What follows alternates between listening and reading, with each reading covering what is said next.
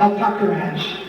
We greet you in the wonderful name of our Lord and Savior and say thank you, mahalo amrilo, for being here today and being so prompt in your attendance. This afternoon, we are going to start our program with a talk story hour. In Hawaii, how we translate our history is through talking story. Our culture is that of an oral culture. We pass it on through generations by telling our stories. And so this afternoon, to start us off, I'd like to introduce to you Kimi Sprout of Kohala. Uncle Kimi, would you come?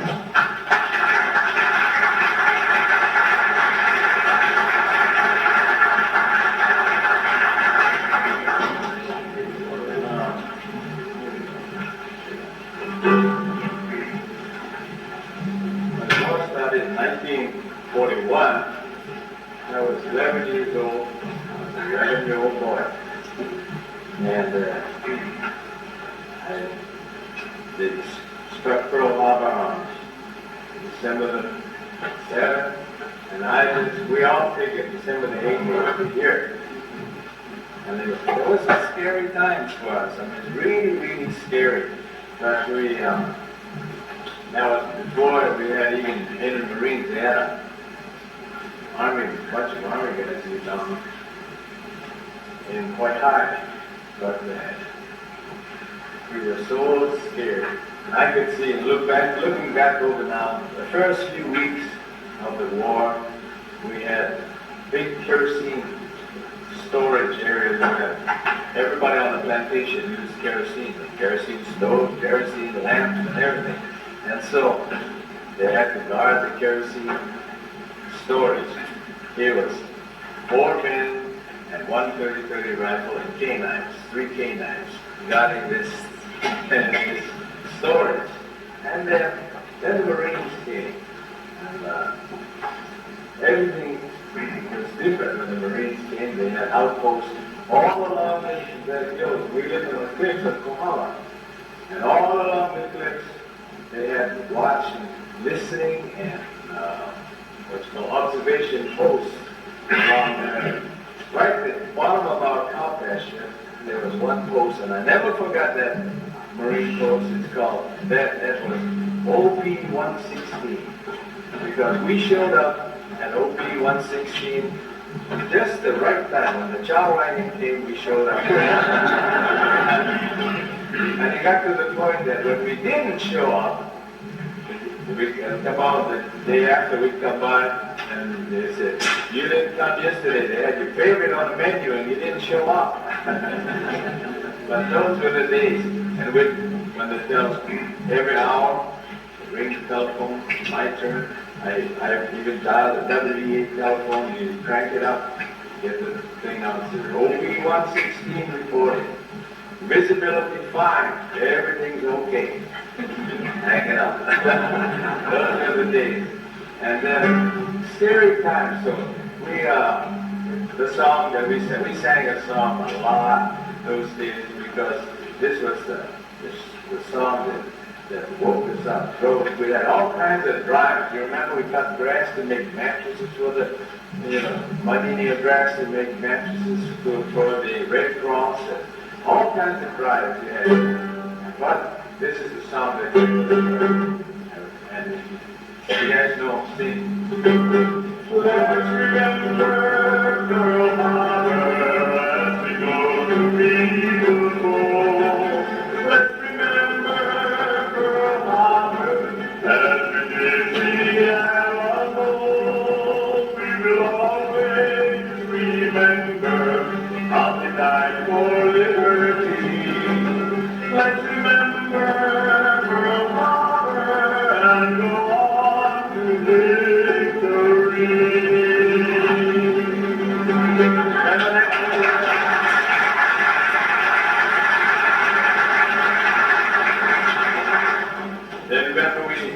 sold bonds. This is the days, the bond drives. We went all over selling bonds. And then we even had what they call the victory corps. Because that was good days for me because we only went to school Monday, Tuesday, Wednesday, Thursday, Friday, Saturday, workshop, meditation. That was good days. So we went and we had bond drives. And on our bond drives, any bonds today, bonds of freedom, that's what we are selling for the USA. Strike up the freedom band, here comes the freedom man, asking you to buy your share of freedom today.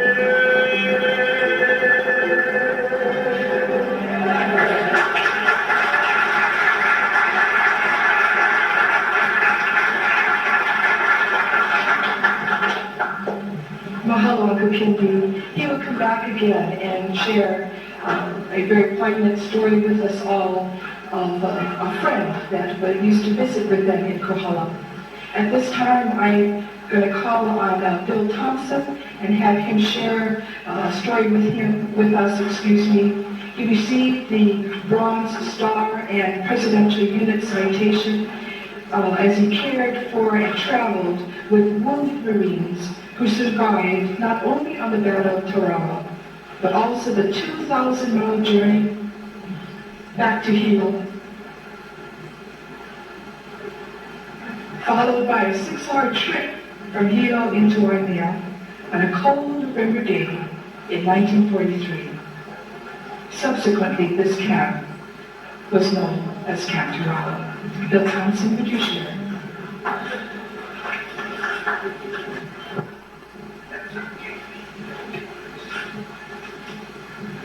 Sir, apologies. I'm not trying to steal anybody's thunder. No, I'm merely saying that your victory on Suribachi was our victory. A Marine is a Marine is a Marine. And the fight was down.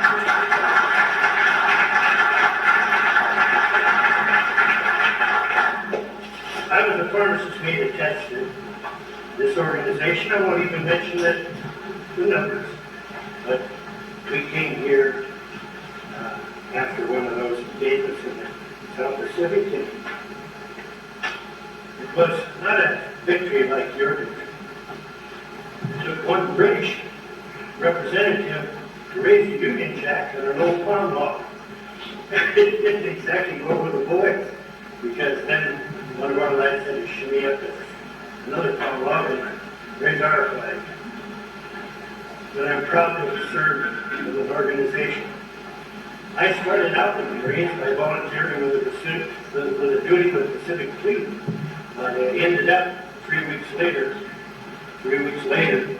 with 2 or 3 words added to the draft, Pacific Fleet Marine Force.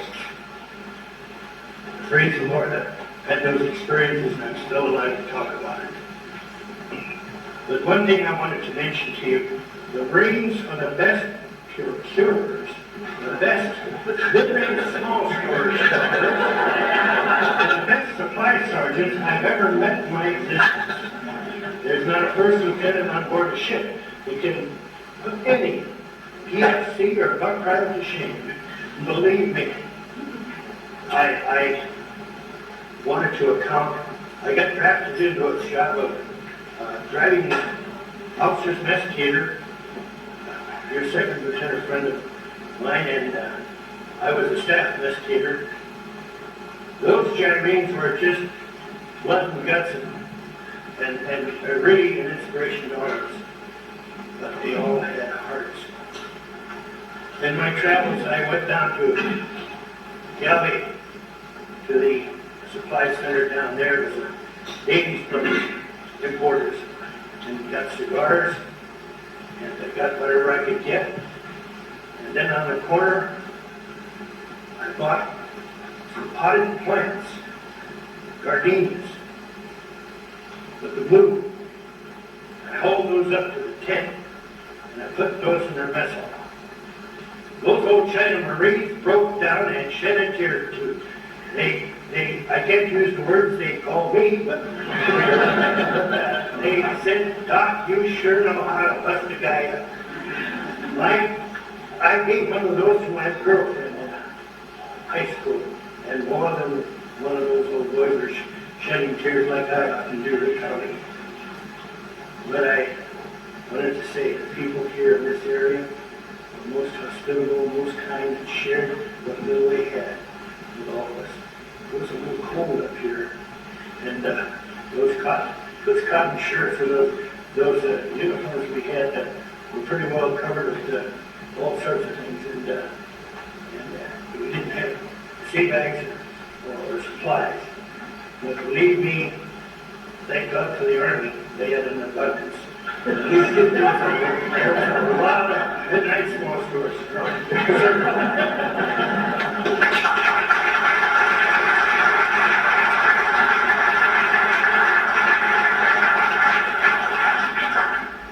At this time, we're going to ask Bill Thompson to share a little story, and he has neat memories of the cat mascot. Some of you may have remembered it was Roscoe, a little lion cub. So, Bill? This is just a small story. I was watching the presentations over to the ballpark one day, and one morning, and they happened to have Roscoe out on a lead, on a leash. This time he was 9 months old, and just about all two men could do to hold him. The dogs got out there and got to barking at him, and he didn't care for the dogs one bit. So as he pulling the two men along, clubbed me between him and the hedge off Main Street over there, and caused me to jump.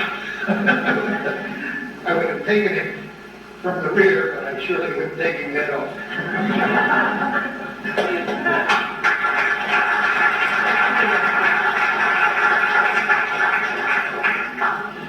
We have Thomas Record here this afternoon.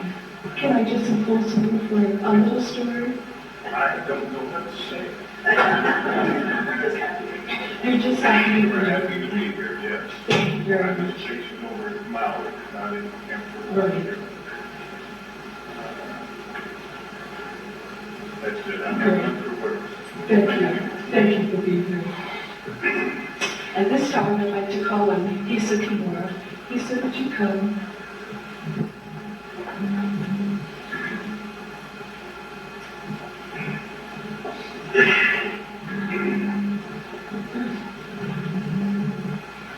This afternoon as I walked in, I met Eileen or David.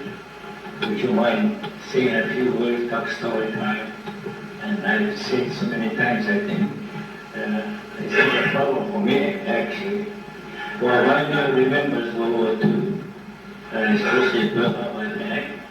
When Pearl Harbor was attacked, I was just about 30 years old. And immediately, the coverage called a meeting, we mobilized and organized the home guard. The first night I was asked to walk up, over the hill there. They built a small little shed, and they gave us a shotgun. Just myself and Thomas Leanna, we were assigned to guard the area, particularly over the hill is so up high, you can see down the seacoast. We were instructed to watch any light that comes through, any light that we can see. And they heard rumors that there might be someone coming up on the shore at Koi High, so we were quite tense there, watching over there. Now, going back to how did we feel when the Marines arrived here? I think it behooved upon us to think a little bit about how was Waimea prior to this event. Waimea was a small little village. According to the 1950 census, it says we had 341 people here, population-wise. Yeah, I found that was quite low. Anyway, that's a figure. And we, the type of culture of people here living was mostly Hawaiians, and the other major ethnic group was the Japanese. Japanese settled here from areas from Japan. They were the pioneers who began raising vegetables, and fortunately, these farmers was a very, very important part of the community during the war, of course. And Buffalo Ranch was the other major industry here. They were perhaps at that time had almost 200 employees. And Buffalo Ranch was still, I would say, slightly on an infant stage because there was trying to improve the ranch in every aspect of the ranching life. And I was with the ranch for 47 years. At that time, when Palolo was attacked, I was chairman of the, I would call it, forming of the home garden, or victory garden. We were raising all kinds of vegetables to sustain ourselves, to make a living here in case we cut off food supply for the mainland. And just why this was ongoing program, I wouldn't know. And here, Palolo was attacked just immediately after that. How did we feel? What was our feeling as far as reaction as far as when the Marines first arrived here? I saw these Marines and we didn't know where they came from. However, later on we found out they came from Palolo. On the direct battlefield, they walked right into Hayashi's store, which was formerly a Brian store, and some of the boys were just in plain undershirts. They went in there, bought everything what they can get hold of as far as clothing was concerned. And that incident, I cannot forget how these boys came in here all ragged, direct from the battlefield. Now, as we moved in, I was asked several times, how did we accept these Marines coming in? We don't accept Marines, or you don't accept military people. You just have to live with them because they took entire command of the area. And we were very tense, of course, between the civilians and the military. But it didn't take long because before long we got very friendly. We all had some friends, very close friends. And the impact of this friendship lasted to today. And the sadness, of course, was the time when the boys have to leave the camp and they didn't come back. And this particular time was very sad, of course. In the emptiness, we felt very empty. Where did they go? Nobody tells us what happened to these boys. Nobody told us where they went. And everything was just, we were just making all kinds of guesses. Of course, military was very strict as far as the safety was concerned. And the other major changes that ever happened in this community, not only the influx of 35 or 50,000 military people here, but the other very, very great change occurred in this community is the community prior to the war, none of us had money. We were all just survival type of citizens.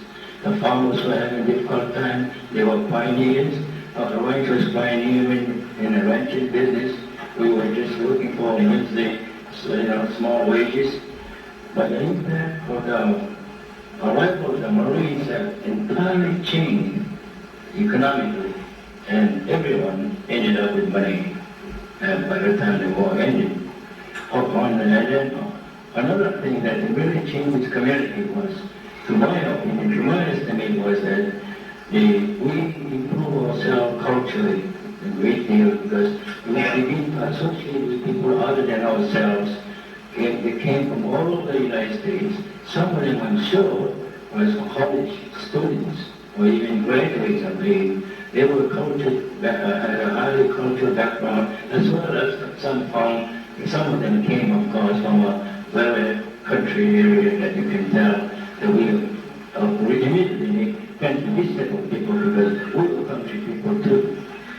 And that's about all I can say. That, although, as I said, we saw a lot of money before the end of the war, and yet people were suffering from the Great War that went through Hiroshima. This is unusual that we had war, and yet some people do benefit. We ended up with so many benefits here. The electricity came in because of it. We lived until then with kerosene lamp. Our reservoir water supply was primitively done. When military people came here, we had improved water system, and these are the type of things we benefited through the war. Although it's not nice to say it, but this is what I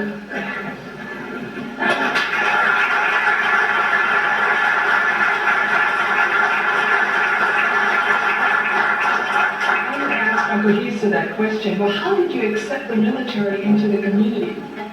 He says, you don't accept them, you just allow them to do whatever they need to do. And it really transformed this town, as he said, 341 people in Waimea, and then 20,000 military men and women come into the community. And just the women.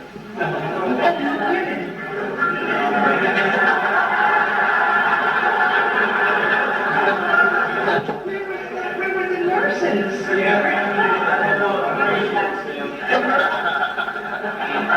He's Chinese, General. He's Chinese. At this time, I'd like to call on our friend Bill Hubbard to share a little with us this afternoon. Bill.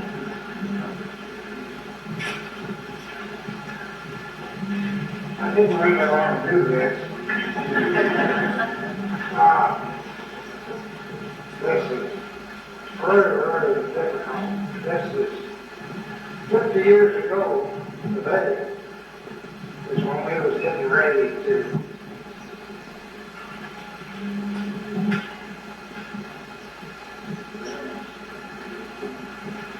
land on Ibrahim. This is real difficult because it wasn't only a few days I had lost almost following it.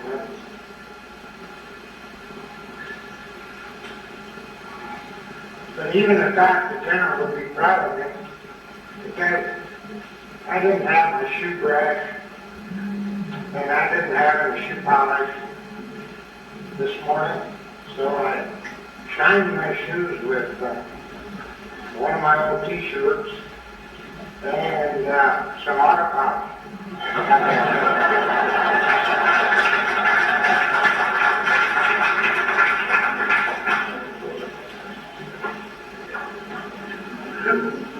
I've had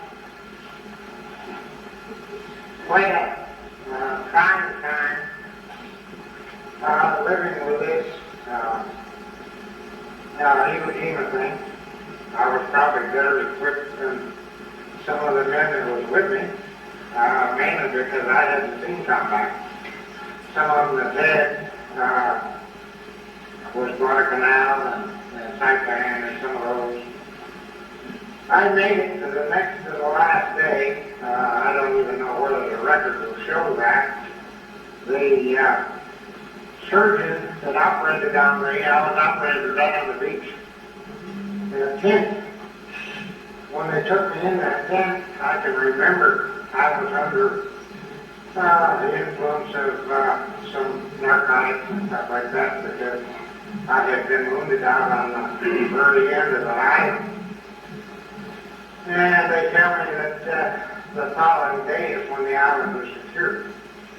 I didn't know that until later. There's a lot of things that I don't know. I wasn't even able to watch the movie until just last year. I was not able to even read the book. But when I was going in for that operation, I can remember two Navy corpsmen was standing there, and I can remember them saying, I don't know why they're going to take him in the operating room. You'll never make it. I can remember that time very, very strong. I was going to make it. I did make it.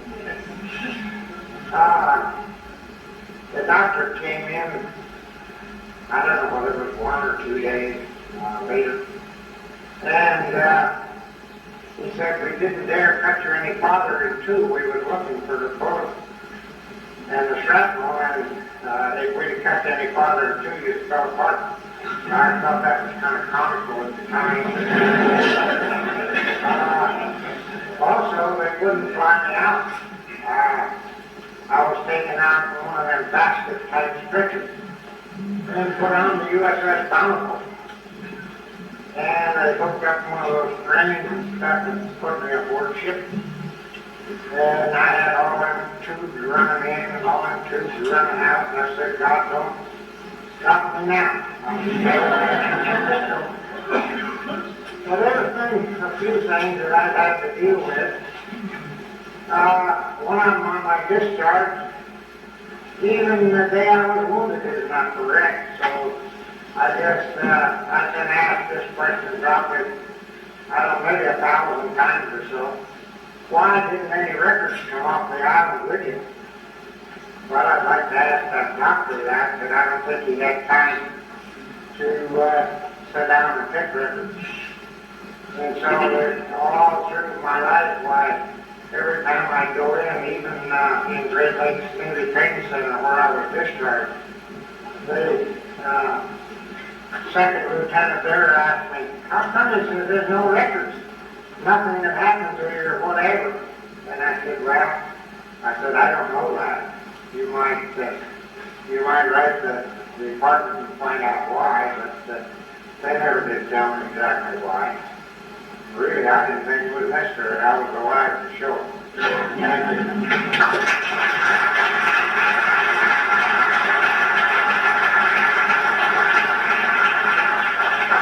Thank you. Thank you, Bill. He married a Honokaa girl, Millie. She lived out here in Hyman, and he used to visit their home. And Millie was very shy to have Bill in their home. But somehow he pursued, and Millie became his bride. I'd like to call Uncle Kenny to come back, and while he is, I have a message from J.V. Kite. He served at Guadalcanal, and we had invited him to be in attendance this afternoon.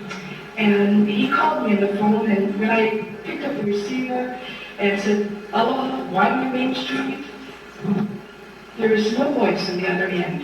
And I said, "Hello, hello." And then this gentleman, who I could tell was crying on the other end, said, "Who are you, and where are you, and where is Waimea, Hawaii?"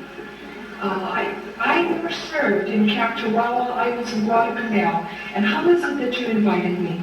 I said, "I don't know, sir. You were referred to us, and we wanted to be sure to extend the invitation." He says, "Well, please give the people that gathered that afternoon my greeting, and explain to them why I will not be able to be there, which I would love to do." Saturday, February 18th, we are having a ceremony in Arlington, Texas, at the Marine Military Academy. And on Saturday afternoon, we are going to rebury Harlan Block. And Harlan is the gentleman in this photograph that is placing the pole into the ground. Harlan was buried in a little grave site, kind of unattended to, and this J.V. Kite said that the Marine wanted to look after their folk and made certain that Harlan would be brought into Arlington. And so Harlan is being buried at the foot of the statue in Arlington. The statue that's in Arlington was the form that was used to make the very one that sits in Washington, D.C. today. So you have one in Arlington, Texas, and one also in Washington, D.C. So J.B. Kite said, "Please tell them why I can't be there with them Sunday afternoon, but I look forward to coming March 19th. And then I could understand. He said when he went out to the mailbox and opened his mail and saw in the mail this invitation that has been mailed out across the United States from Waimea, he just literally cried and cried. He couldn't imagine that anything would be happening on the dot on the map in the middle of the Pacific Ocean. He could not understand what was happening here. And so he's very moved that on this day we will remember him as well, as folk are today across the United States. Uncle Kenny, would you share that wonderful story with us? Well, thank you. That was great days for us when the Marines came. We felt really safe. And looking out here, there was a sea of tents. Where once there was grass and cows and a stream, there was a sea of tents. It was a great experience. I loved the dump. I used to go to the dump all the time. And today I got a lot of memorabilia from the Marine Corps dump. And I have a nice bowl knife that a Marine Guard gave me, and it has USMC on it. I cherish that. But I like to, when the Marines were here, there were so many. They went all over. And I like to share this story with you. My dad, in 1943, I think it was Thanksgiving 1943, my dad came here to Waimea. And on the way home, he was going up the hill up here, go over the mountain, way far away from, only one cow path up there. He was a Marine on it, and he was walking like he was going somewhere. So my dad stopped and says, "You going anywhere?" He said, "Wherever this road leads, that's where I'm going."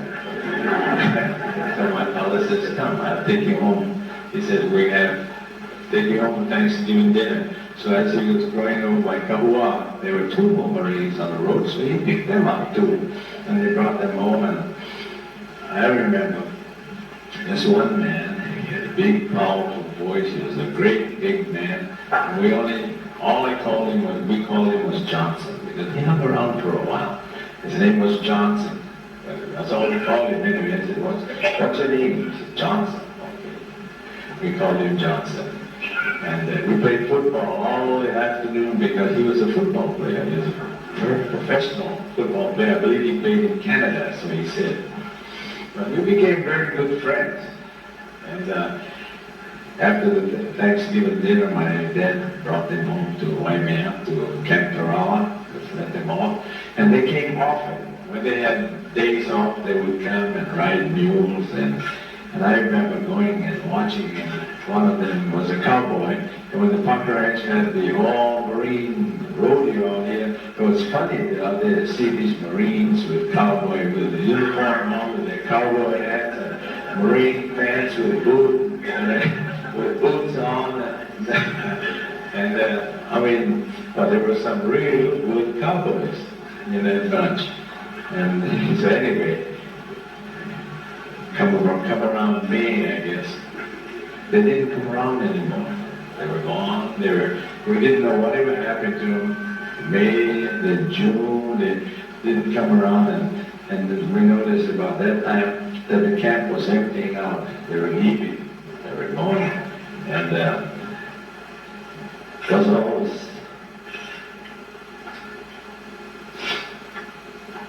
all sad times was when they left.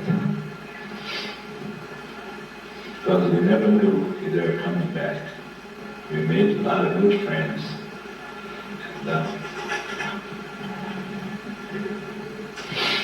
And then they all left, and there was silence for a long time. There was silence. No news, nothing on the radio. Bang, then they hit Saipan. When they hit Saipan, we just took for granted. He said, that's where they went, Saipan. When they hit Saipan, the news came out that they charged at Saipan.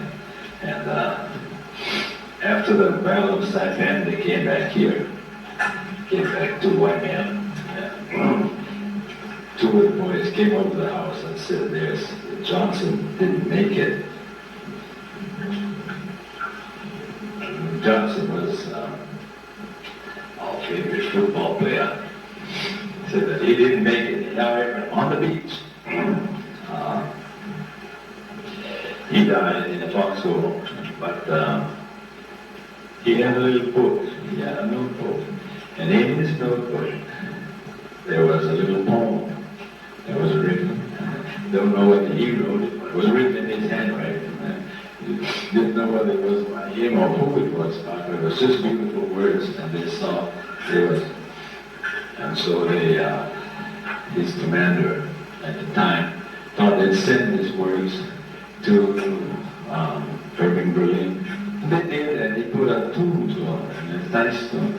And this is the song. And when the Marines came back, they, sometime later, I learned this song from the Marines. They taught us this song. And unfortunately, he said the song was never credited to the Marines or anybody. But anyway, I learned this song from those Marines. And every time I sing this song, I think of our favorite football player, Johnson.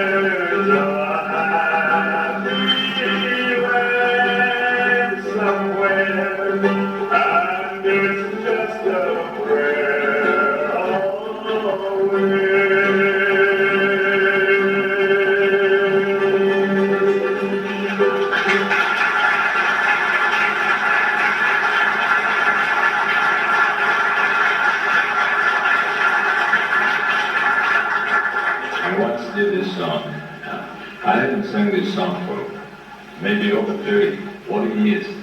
And one time I was entertaining in Molokai. I was singing a little club in Molokai.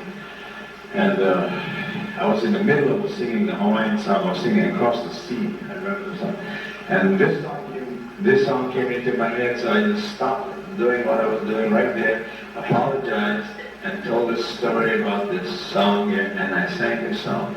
And when I got through singing it, there was a gentleman in the crowd over there, and he had snow white hair, and straight as a string, and thin and straight as a string, and he rose and he came up to me, and he hugged me, and he says, you know, he said, I thought I was the only man in the world that really knew that song. He said, you see, I was Johnson's commander over there. And I said, oh, wow. And and once in Ohio, I was singing at a festival in Ohio, at a folk festival, And I looked down, every day that I sang, there was a guy in a wheelchair that was up in front there. And you know, you always notice a guy in a wheelchair because there's bleachers there, no place to sit, but he rolled right up in front, see? And every show that we did in Ohio, he was there in front. And when the day we closed the festival, they asked me to do the owl lullaby for the end. So I said, yes, I will. So I got up and I sang the owl's lullaby for the closing of the festival. And as I looked down, I saw this guy in a wheelchair, and he had all these, like children, like kids and grandchildren standing around him. You know, they were all just standing around. And so this song popped into my head.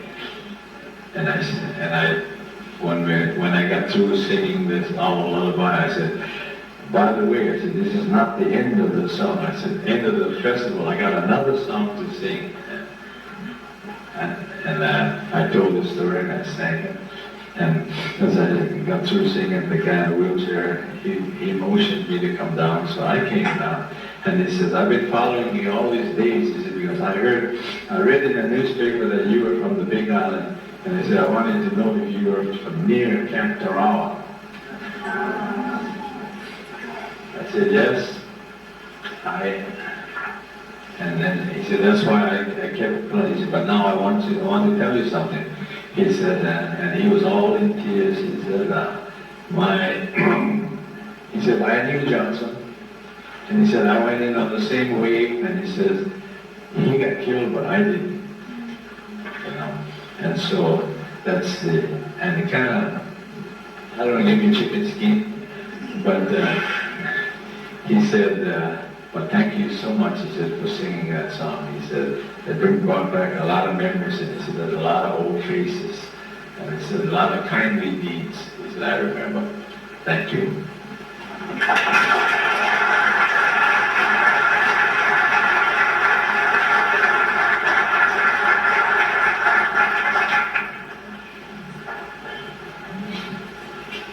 When we start remembering, we have sad thoughts, we have good memories.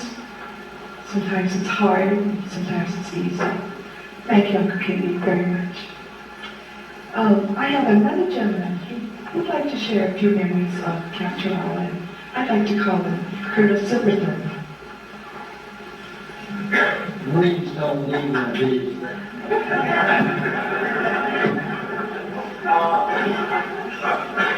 I was here with the second part there, and I wanted to be sure that you all understood you can identify yourself as veteran of that battle if you pronounce it not the way the Japanese do Tarawa, as I've been hearing it, but Tarawa.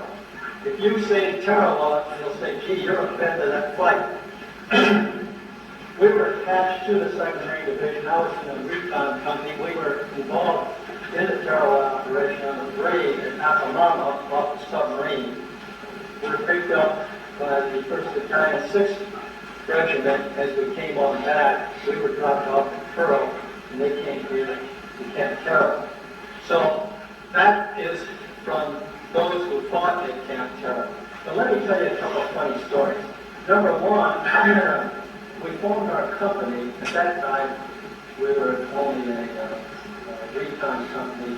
So then we formed a battalion, and I took over as company commander of A company, and our company commander was Jim Jones, whose brother, Bill Jones, had the 1st Battalion, 6th Regiment, later became CGF Battalion General Krulak.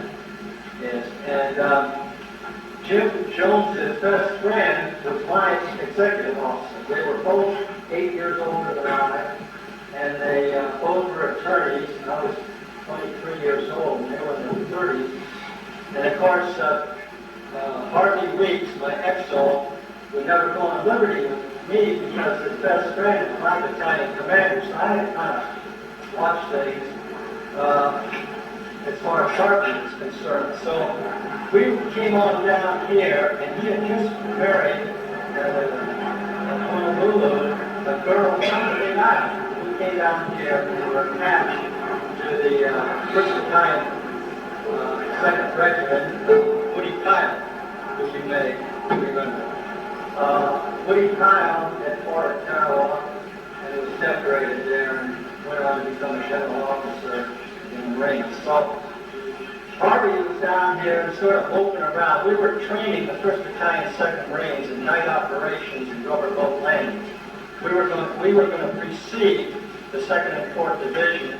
The night before the landing at Saipan, we were going in, and my company was designated to lead the 1st Battalion, 2nd Marines in. So we spent most of our time working at night, which was one of the reasons I didn't see any of the nurses that somebody claimed was there. So Harvey was moping around and wanted to know if he could go back and see his bride a week or so back. So remembering that my battalion commander was back there at Burrow, and sometime I'd have to meet up with him, I said, sure. So he went on, had a leave, came on back, got back on time, just in time for our big battalion party down at the Kona Inn. And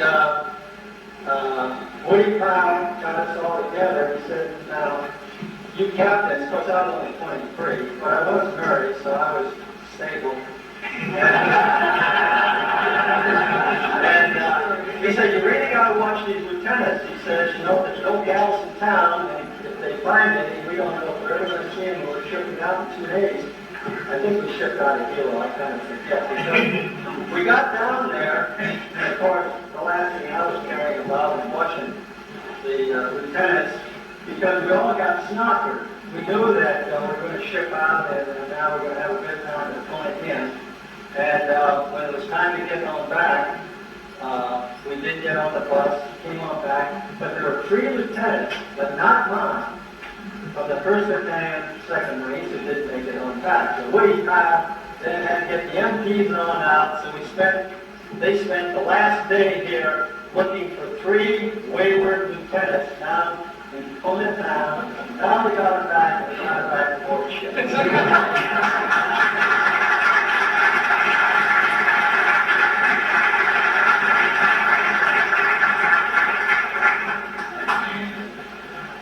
During this time, as we're telling story with different individuals, it's going to fill endless books, all the stories that we were hearing. One was a real cute one. The Marines were responsible for making the road down here along the beachway. And evidently, back in those days, all the alcohol was rationed. And somehow, General Krulak, these Marines went into this home on the beach, and I'm not going to tell you the family name, and ravished the house, ate all the food in the house, and drank all the liquor. And then, when the family came down to the beach house, they found it empty. Well, the mama of that house got herself up to Waimea, went in to see Holland Smith, and says, you know, I don't care about all the food that they took, but you better replace all that liquor. So much for our priorities in one minute. Well, this concludes our talk story time, and we're going to make a transition into our formal ceremony this afternoon. And I'd like to remind you just a few housekeeping things, as you've been so attentive this afternoon. The restrooms are back here to my left as you came in the front door. And we do have refreshments, some soft drinks and cookies to nibble on, and you're more than welcome to that. And we're going to prepare now to go into our ceremony. But can we put our hands together and thank the individuals that shared their hearts with us?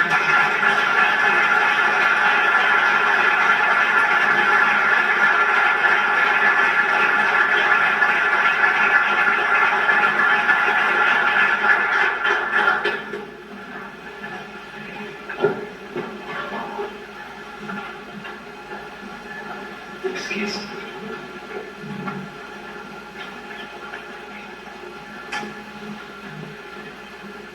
Ano ay keloha, ikamaho o ko'ino, Jesu Christus. Greetings in the wonderful name of our Lord and Savior, Jesus Christ. This afternoon, we want to extend our mahalos to our Parker Ranch trustees, Mr. Warrant Gunderson, to Mr. Mel Hewitt, and to Mr. Carl Carlson. Mahalo anu.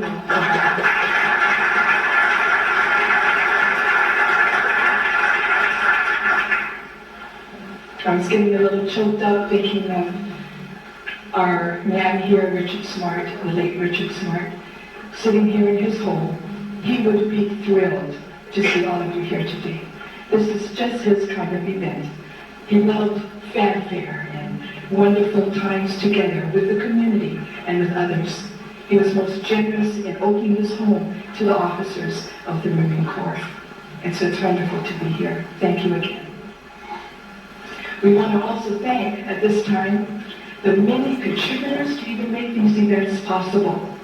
We want to invite you tonight over at Parker School at 6:30 this evening. We have a photo exhibit for you to review, and we'll have more talks during this evening, as well as showing a film on Iwo Jima. So we invite you this afternoon, please join us over at Parker School, the former USO Hall. We have wonderful pictures of our young ladies of Waimea entertaining the Marine Corps, dancing in the hall, and having a wonderful time. My mama's first husband was a saxophone player, and he played in the band there at the USO Hall, and they have wonderful memories of that. As well as the contributors that have made all of these events possible, the tireless time from our volunteers. They have come in and set up and have done this most joyously, and we want to thank them as well. Mahalo Anui. I am going to shortly open in prayer, but I'd like to interpret the prayer for you because I will do it in Hawaiian.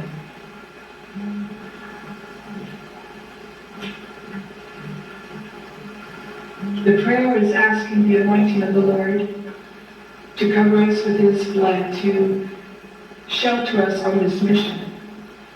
And we here in Waimea feel it's a mission. It started with a simple thing, and it has evolved to a year's events. And so we're asking our Lord for his anointing. Ekulika.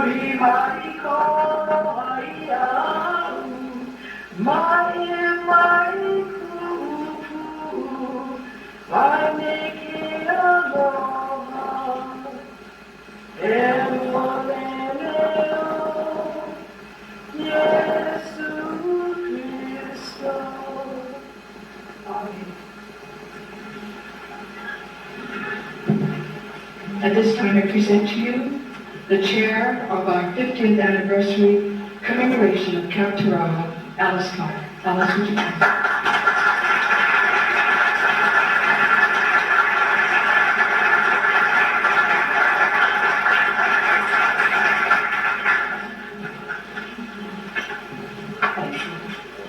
Welcome. Welcome, General and Mrs. Krulak. Welcome, community members, my committee members who've been so supportive. Thank you all for all that you've given to this project. This is the first of several commemorative activities we are going to be hosting in Waimea this year, honoring those who prepared for and served in the battle for Iwo Jima today, as well as those who welcomed the Marines in our community during World War II. Our thanks go to Becky Carter, for giving this famous photograph, signed by 60 men who survived this battle, which began 50 years ago today. This gift has resulted in large-scale community service to restore and care for not only the photograph, but for all that it represents, our history, which in this case was almost lost. As we go forward in our year of commemorative events, there's a growing appreciation of what is true over time, our values, as an individual, as a community, and as a nation. This project is about giving and about service.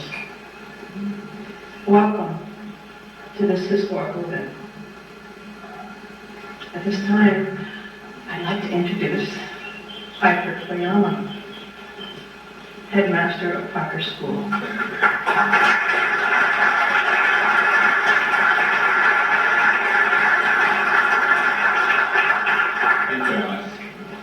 Among other things, I am the Waimea representative to a statewide committee. It's a statewide committee for planning the commemoration of the end of World War II. And I'm happy and proud to introduce Admiral Kihune, who is the chairman of that statewide committee. He's with us today.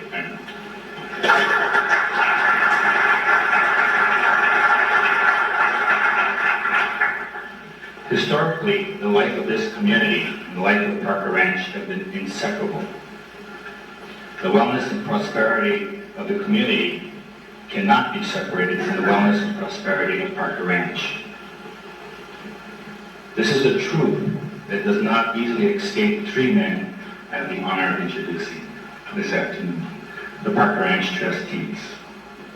I'd like to introduce Warren Beverson, ranch trustee for 8 years. Warren.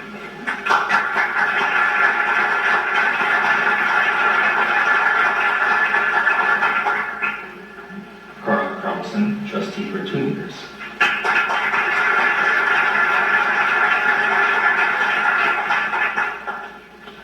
And Mel Hewitt, trustee for 4 years.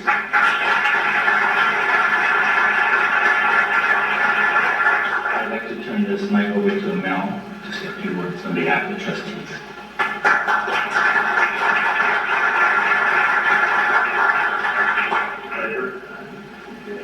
On behalf of the Parker Ranch family and the trustees of the Smart Trust, aloha and welcome. And especially to the Marines, welcome back to Fu Hotel, your former command headquarters. The ranch is proud to have included the military as guests in this historic home.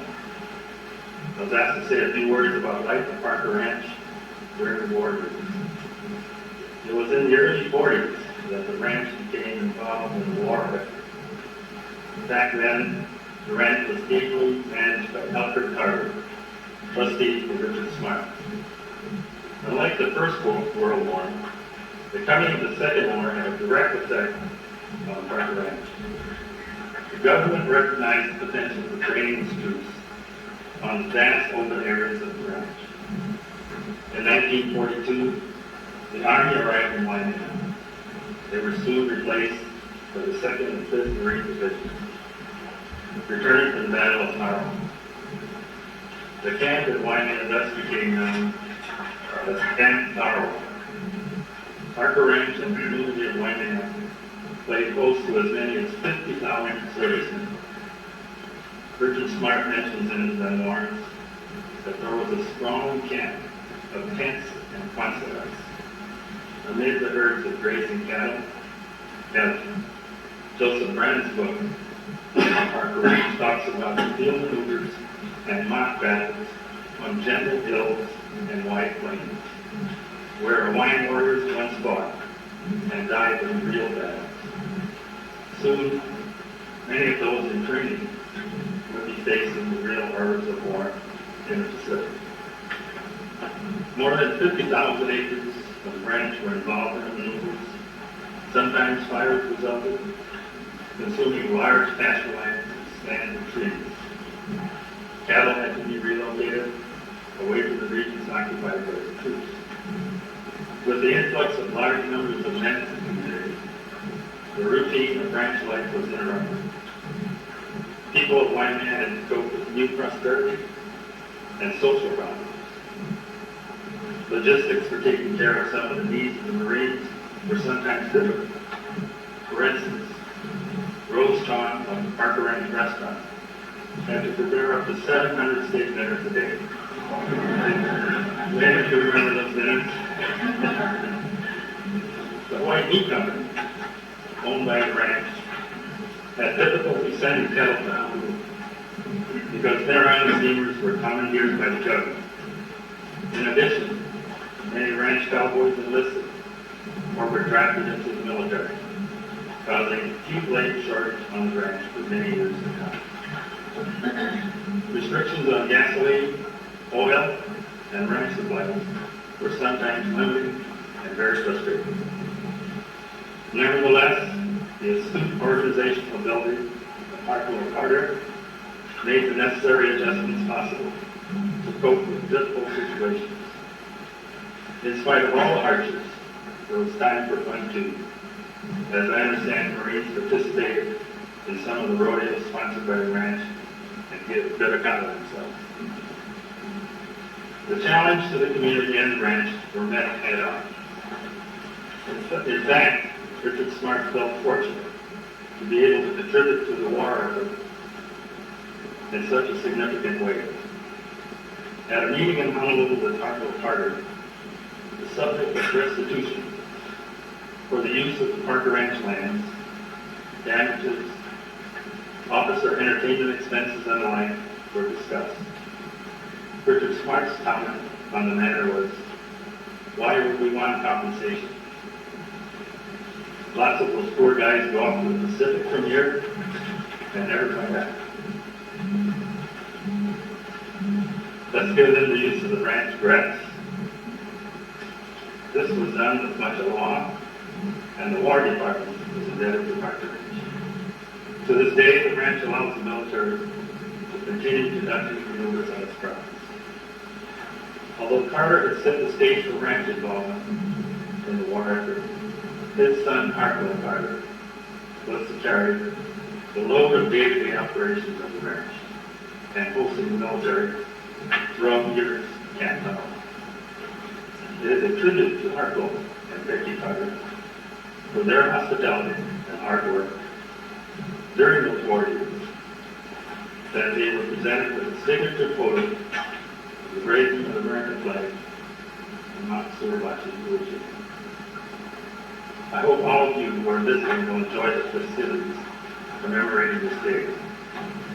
Let me close by saying to all of the troops who trained here at Camp Taro, aloha and mahalo for your sacrifices in the Warrant Pacific.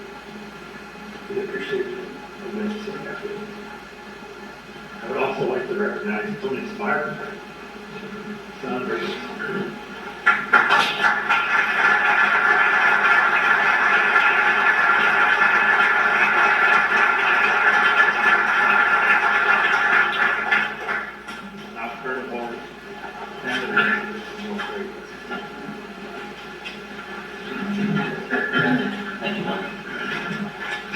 Like a good Marine, I'm going to try to do without this, so I hope you can hear me.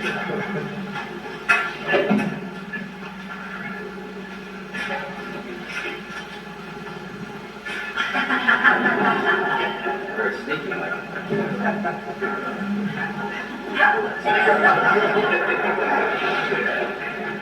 That's probably the only time I've ever given an order. My name's Walter Campbell. I'm a Colonel of the United States Marine Corps, retired, and I'm a member of this community. I retired in 1992 and made my permanent home here, although I feel that it's been my hometown for most of my adult life because my father, Colonel Suki Campbell over here, retired here from the Marine Corps after 30 years in 1963. So I guess I've got put in both camps, both as a hometown boy and as a Marine. I'm going to be introducing the Krulak party. But before I do that, I've been asked, I've been ordered by our boss, Alice Clark, She's every bit as much a general as you are. In fact, I'd like to tell you, I didn't volunteer for this. I got this call from Alice Clark, and she started issuing orders. I've just been saying, yes, ma'am, representing. But these two dignitaries that can't be here are the United States Senators, and they did send messages to us, and I'd like to read those for you. The first comes from Senator Daniel Inouye, and it begins, Dear friends, thank you for your gracious invitation to attend the commemorative ceremony honoring those involved in the Battle of Iwo Jima.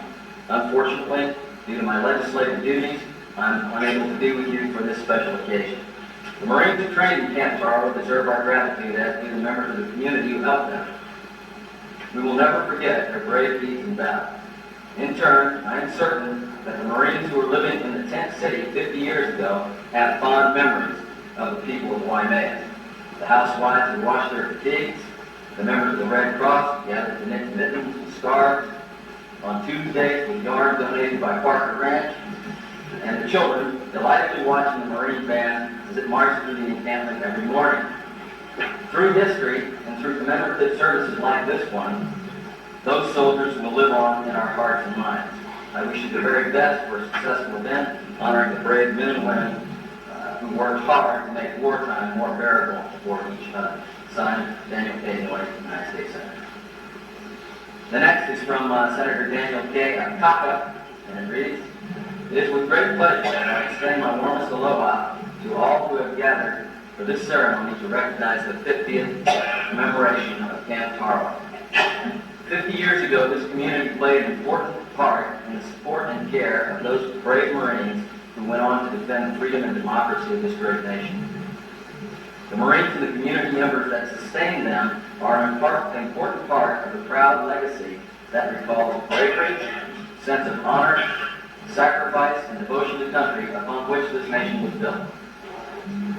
This history should never be forgotten but perpetuated for generations to come. My fondest thoughts and best wishes are with all of you during these commemorative events. Aloha, Daniel K. Kaka, United States Senator.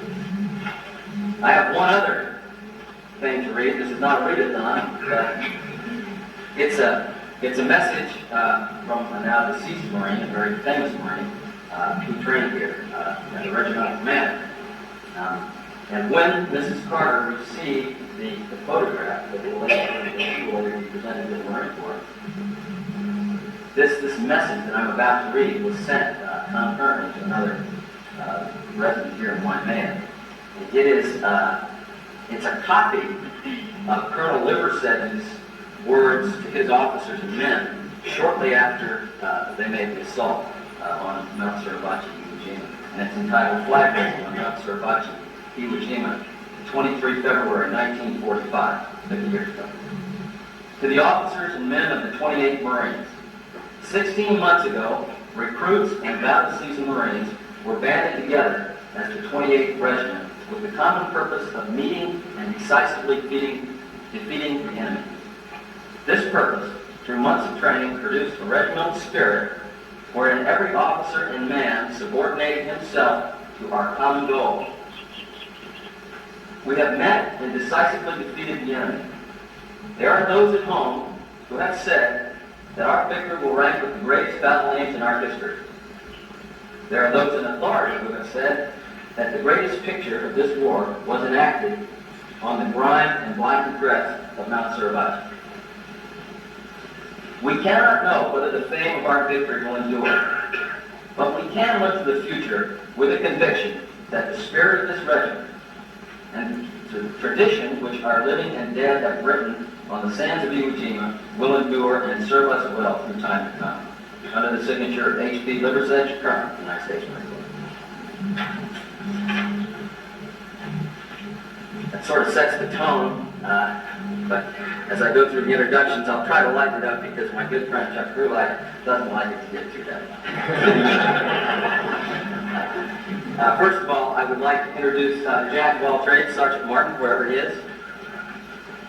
Sergeant Martin.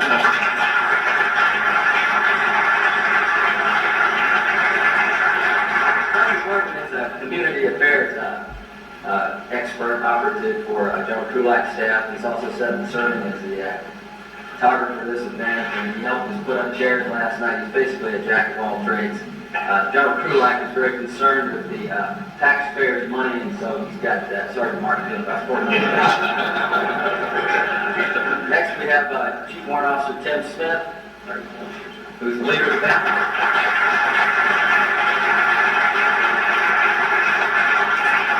Chief Warrant Officer Joe Bauer, who was very instrumental in helping us set all this stuff up.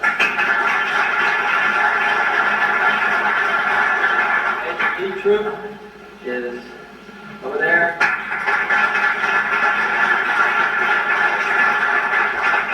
He's also on General Krulak's staff, and he's going to be helping us with the talk story later this evening over at Warrant School. An interesting footnote about Lee is that his father served in Tarawa, was one of the survivors who came back here to Camp Tarawa, trained, and then went back out with the 2nd Division for the assault on Saipan. So he's got a personal interest in all this going on.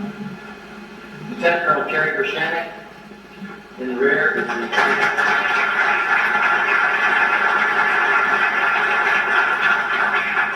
Chaplain Ron Meyer, right over here.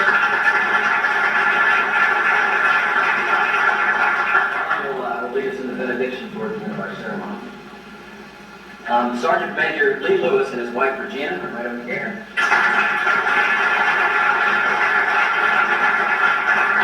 I'm sure that there are some in the audience who don't follow some of this terminology. The Sergeant Major, a 4th Sergeant Major is a very heavy dude. He is I would say that the most valued advisor to the commanding general on matters having to do with troop morale and troop thinking.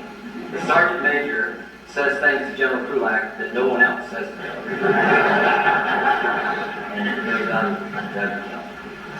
Next we have Colonel and Mrs. Gary Parks, Berlin.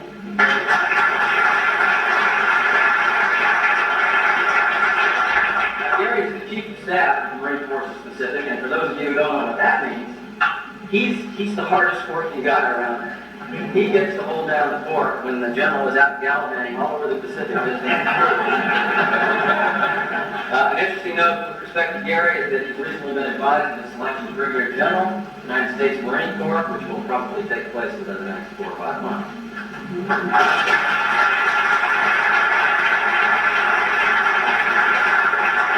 I think you realize that it's very difficult to make Brigadier General of the United States Marine Corps. Now, I know that because I'm a colonel, and my old man is a colonel here, and neither one of us made that grade. Next we have Sandy Krulak right here in the green. I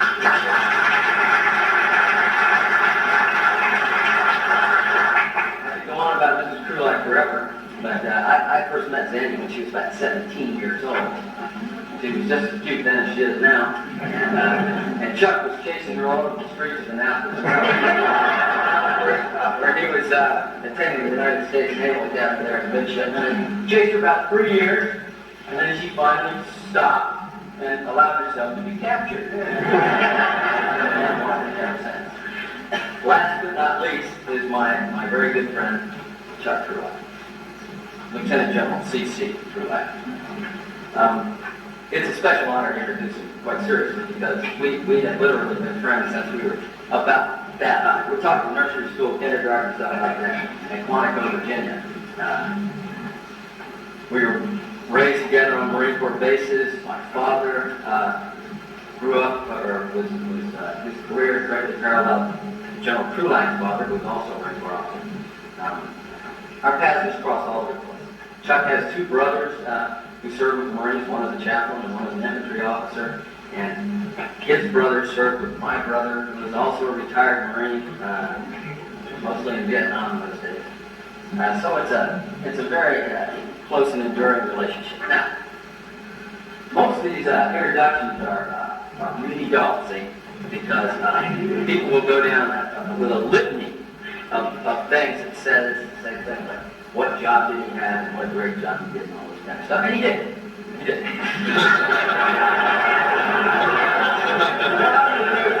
I'm going to just give a few highlights for you. He was born in 1942. That's the same year that I was born, although Chuck is considerably older by 2.5 months than I am. Obviously, it shows. The year's a big timer. But he was raised on Marine bases like a lot of us were in those days, and you know, went on through the various schools in places like Monaco, Virginia, you know, high schools, Monaco, Virginia, Cherry Point, North Carolina, Camp Pendleton, San Diego, Washington, D.C., all this sort of stuff. He did manage to have a short stay at Punahou School. That would have been about 1956 or so, when his dad was stationed over at that fact. Right about the time he left Punahou, though, he came to Quantico, the Marine base, big Marine base. Chuck used to command out there about 2 years ago. He came to the Marine base to go to high school. We were 15, and we were going to be sophomores. And, you know, I hadn't seen him in a long time, and I heard he was in town, so I went to look him up. And you have to understand that in the days when Chuck was a little boy growing up with us, we didn't call him Chuck. We called him Cardi. His real name is Charles, right? And so they wanted to call him Charlie, but his brother Bill, who was 2 years older, couldn't say Charlie, so he said Cardi. So we all called him Cardi. When he shows up here, you know, real smart, and put him on. And I go up to him over there by the swimming pool. The officer wants to get, "Hi, Cardi, how's it going?" And he's goes like this, he says, "That's Chuck." I think in those days he was real stubborn, so we all started calling him Chuck here. Probably the only people who depart from that from time to time are me and myself. And his mother, Amy. And occasionally we'll slip up and call him Carter. The truth is, it's not a slip up, we're just trying to name his chain. Well, that same year was a really good one, 1957. You know, September brigade, and so we went out to the football team, which is not a big deal, because there's only 40 guys in our high school, and if you don't go out to the football team, they consider you like the loafers, you know. We go out, and even in those days, Chuck wanted to be the boss of everything, so he played quarterback on the football team. And I would like to tell you that we had the worst football team in the 60-year history of that high school. As quarterback, Chuck completed one forward pass the entire year. And the bad news is it was an accident. We're down on the 30-yard line, trying to score. It would have been one of our first. I didn't play halfback. I was supposed to block for him, but I missed my block. He's going back like this for his one and only pass. These three big guys are just about to dump on him. You know, I stood aside. Chuck's trying to throw it. Goes way up in the air. And we had a wide receiver whose name was Barnett Hayden, and he was lost down there somewhere in the end zone, and the ball fell on him. The really sad thing is Chuck didn't get to see it because he had his face in the mud. Anyway, after that, things got better. He went up to the Naval Academy, managed to graduate. He had his most important step, married Sandy, same week that he graduated, and then from there on, his career is something of Marine Corps history. He's had some of the finest billets of any officer in the Marine Corps. He served 2 tours in Vietnam, 2 combat tours as an infantry commander, both at the platoon level and the company level. He was highly decorated, very distinguished service during that period of life. Thereafter, he served in innumerable command and staff billets throughout the Corps in a wide variety of fields. In fact, he's probably one of the broadest-based career officers we've ever had in the Marine Corps. Perhaps one of the highlights of his career, I think he would have been as battalion commander right out here at Kaneohe Marine Corps base over on Oahu. Then surely a real highlight would have been his service as the senior aide to the President of the United States, George Bush. He was very much an insider in the White House from during the 86 to the 86. He would have been inside anything except the box.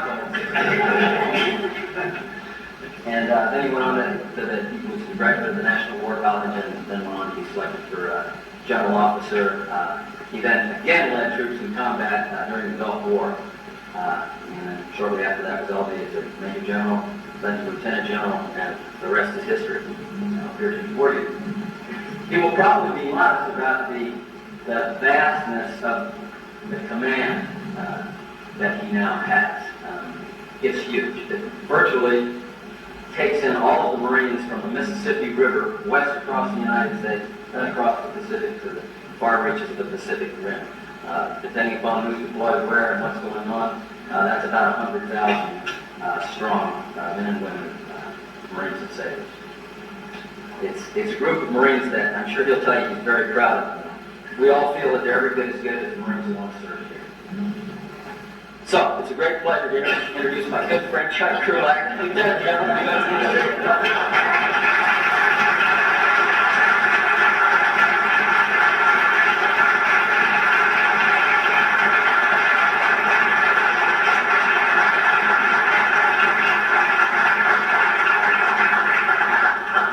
Let me start by, I've never been able to control it. That's the reason you asked him to retire? That's right. Let me start by telling you how honored this group of Marines and their ladies are to be here today. Honored, and I mean that in all sincerity. Honored to be with people who care, people who are concerned.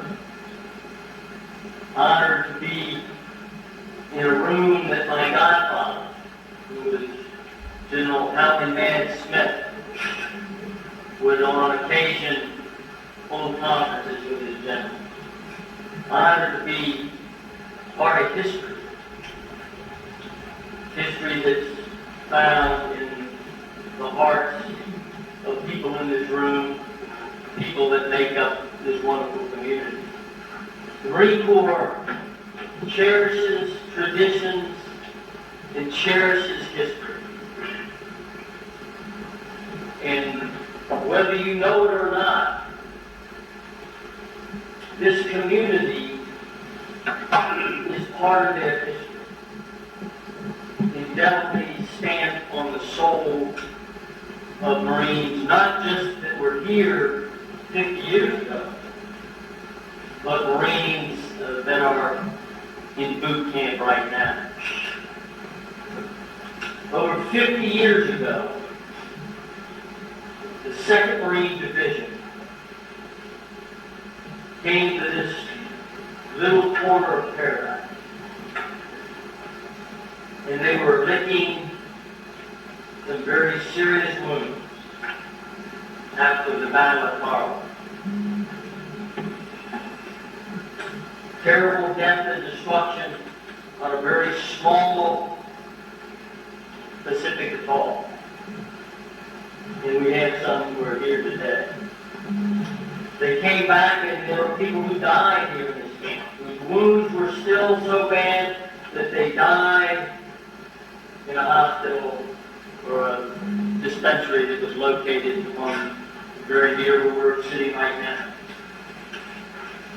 They came and they were met by people who never had seen a Marine before. We heard talk stories, never had seen a Marine before, but enveloped them with love and caring and concern that made a difference. They came in the December time frame, and they left in May. And they left no forwarding address. And it was not until sometime later that you understood what the forwarding address was, and it was Saipan, and it was Tane. And then, a short while later, another group of Marines came, this time a little more, well, they looked younger, less battle hardened, and they were members of the 5th Marine Division. And you welcome them in the same way. You welcome my godfather to this very house, to this very room. And then they went away to the Battle of Iwo Jima. The reason that photo means so much to the Marine Corps is that more Marines died on Iwo Jima than any other battle in the Pacific. And in fact, 1/3 of all of the Marines that were killed in action in the Pacific War were killed on that island. 1 out of every 3 Marines who set foot on Iwo Jima was either killed or wounded. 1 out of every 3.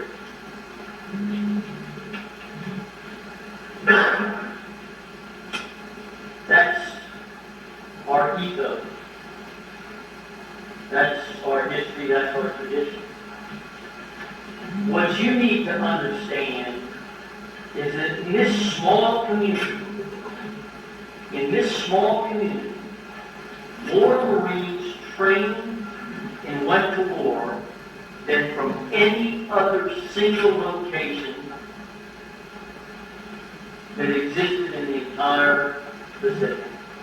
More than New Zealand, more than California, more than any place in the world, this community nourished and cared for more Marines who went into harm's way, who went into the Valley of Shadow of Death, than any other location in the world. And they will never forget you.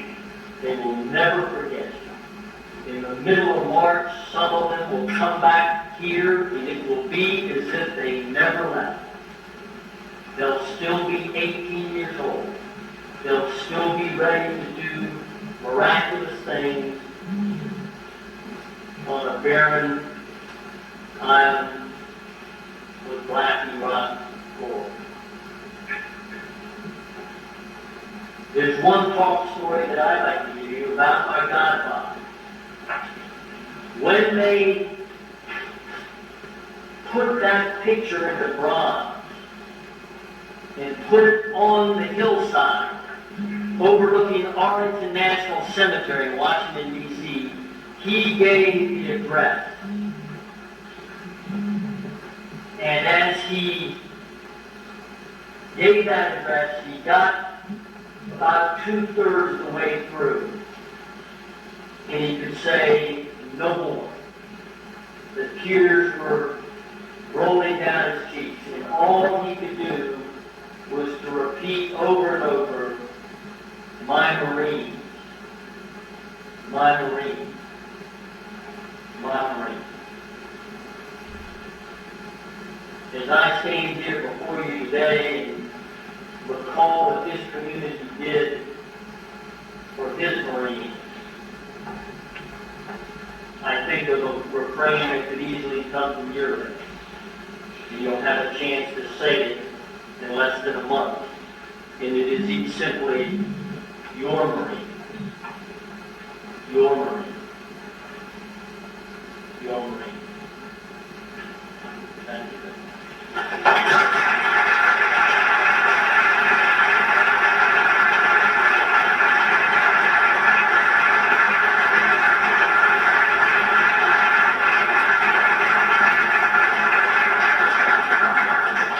Thank you, General. Eileen, could you please introduce the lovely lady who is the reason we are all here? Yes. Thank you. Thank you, General Krulak, for those wonderful words. And just before I introduce this wonderful lady, I felt moved as you were saying this about this community.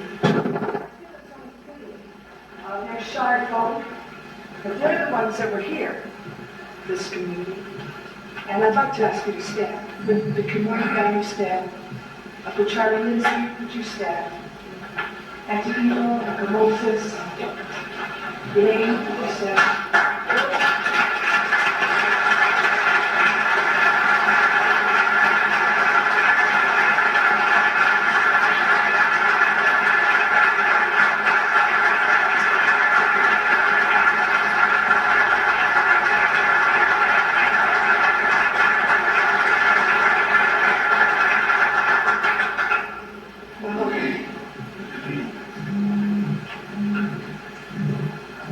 And I'd like to introduce the wife of the late Mr. Carter, Mrs. Rebecca Carter.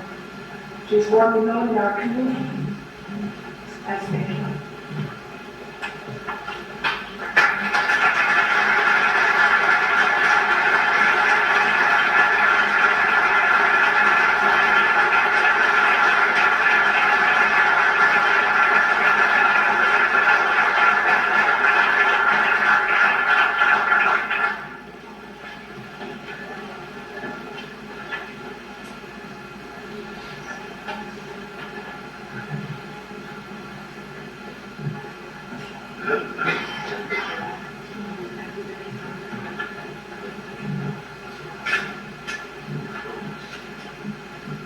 Auntie Becky has asked this afternoon that Yoshi Kimura would share a few words with the gathering here. Yoshi, would you come? Yoshi served between your godfather and her husband. He was the message taker and would run between Colonel Carter and your godfather, Thompson.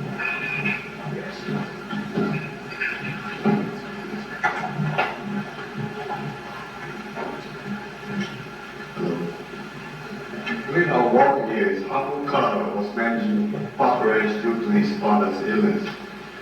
Uncle worked closely with General Holland Smith, the father of modern and previous warfare. They became friends even after the war, when Becky and Uncle would visit with General Smith in Way, California during the 1950s.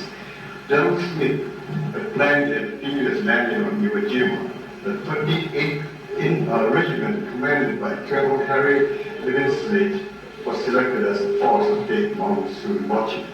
For this, they practiced in my mail. They landed on Iwo Jima on February 19, 1945.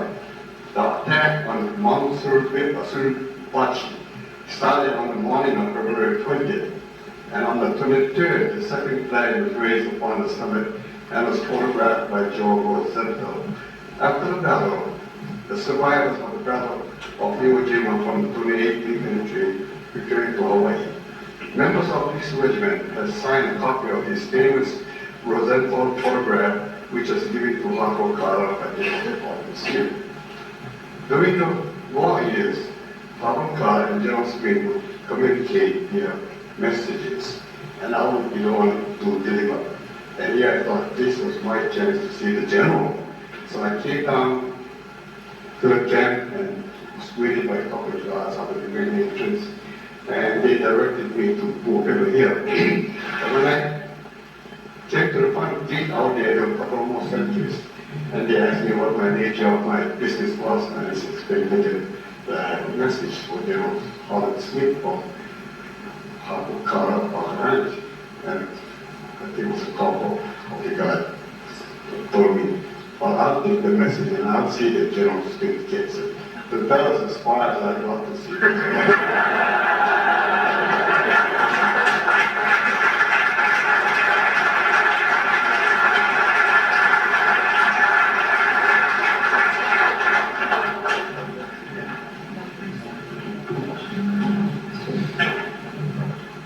This will be the formal presentation of the gift from Auntie Becky to the Marine Corps by Yoshio to General Krulak.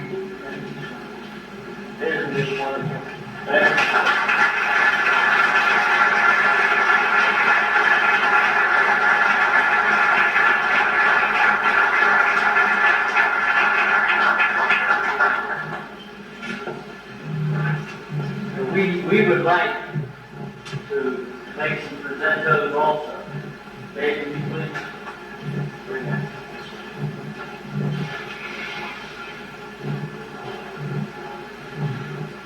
This is a certificate of appreciation, and it reads as follows.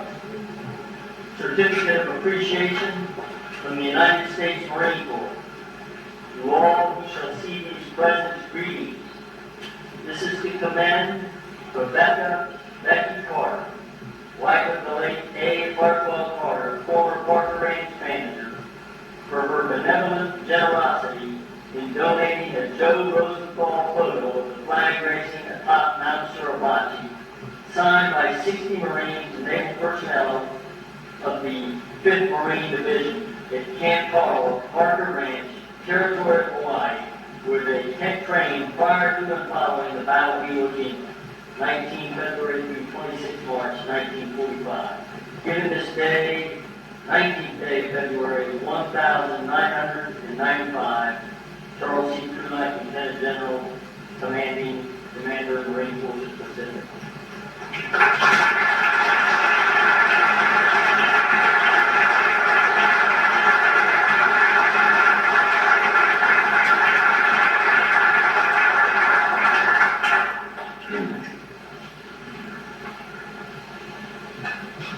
This plaque, where's she's got to obey me now.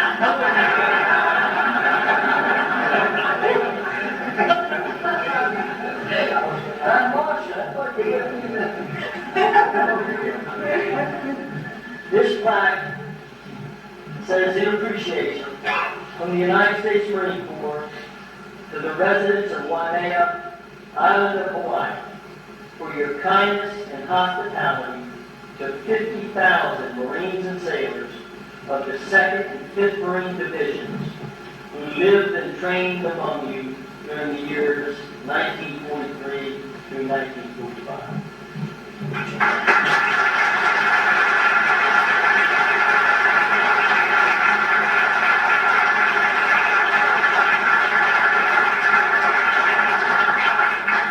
Now, we have a special surprise.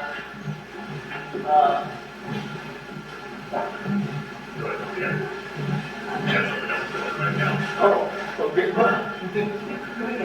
no, we have a special surprise. We have a birthday. We have a birthday girl. A birthday girl. And we won't say how old or how young she is. But do we have a few rounds? Because you want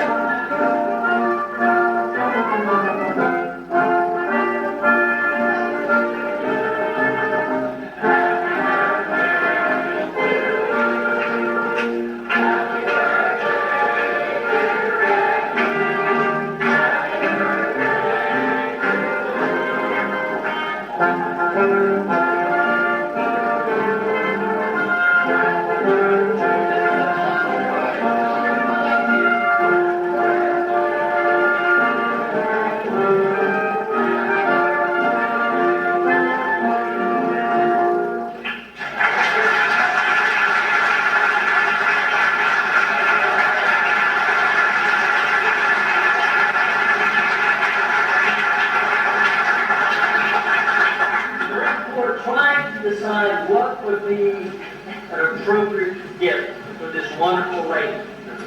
And we thought, well, what she probably needs is her own personal Marine.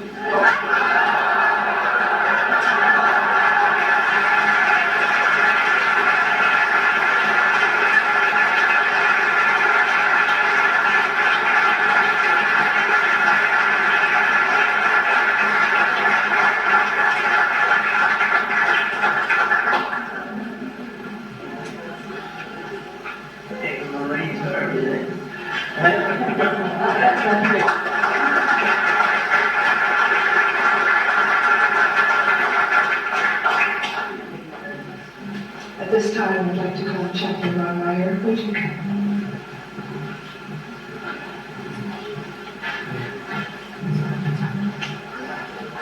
Would you bow with me as we join together in our benediction? Let us pray. Almighty God, a few days ago, a tornado ripped through a small Alabama town. A reporter asked a woman who lost everything Anybody help? Yes, everyone helped, she said. That's what life's about. Our gathering today is about that profound truth. Life is about helping others. Here, young men out of my garden sons prepared for war, or returned for rest to find fresh-caught Marines, sleeping where friends had been. Here, help and care were expended where it really mattered. Delicate gestures of friendship, never to be forgotten. Here, Marines and sailors received letters from home, from mothers, fathers, sweethearts, and children. Anybody help, they asked. Yes, they wrote back. Everyone helped. The Apostle Paul put it this way: love never fails. Oh Lord, our nation needs this lesson from the brave Marines, sailors, and the gracious community of people who joined forces here. When the question is asked, and it will be asked every day, anybody help? The answer must be yes, everyone helped, because that's what life's about. We leave with that lesson, and may our nation never forget it. Amen. This is coming to a close of this wonderful time spending together here at the panel. I will share a quoting in closing as well. And the one that I had chosen for this afternoon is from Psalms 121. And our reason for choosing Psalms 121 is, as you go over to the USO Hall, Parker School, you will see a photograph of Marines here in Rymel looking back at Mauna Kea, covered with snow. And Psalms 121 says, I will lift up my eyes unto the hills, from whence cometh my help.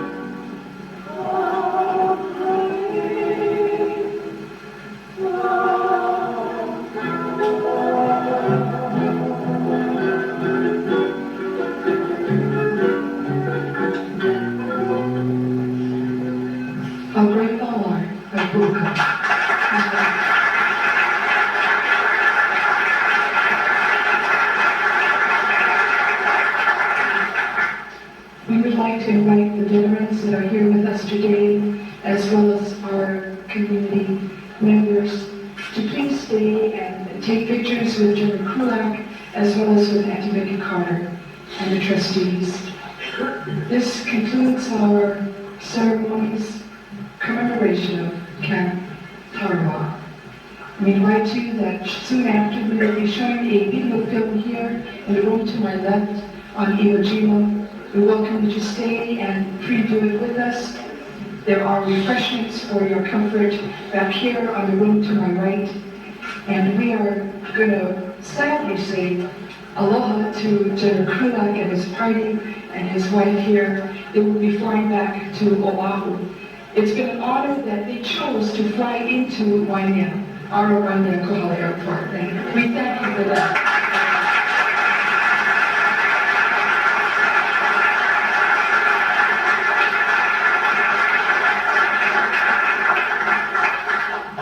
So at this time, this concludes our ceremony. Again, mahalo anuiloa for your time and your attentiveness this afternoon, and for the wonderful stories that you have shared with us. Thank you ever so much. Aloha, look forward to seeing you at the Parker School, USO Hall at 6:30 this evening. A follow-up ceremony will be March 19th, a historical tour here in Waimea.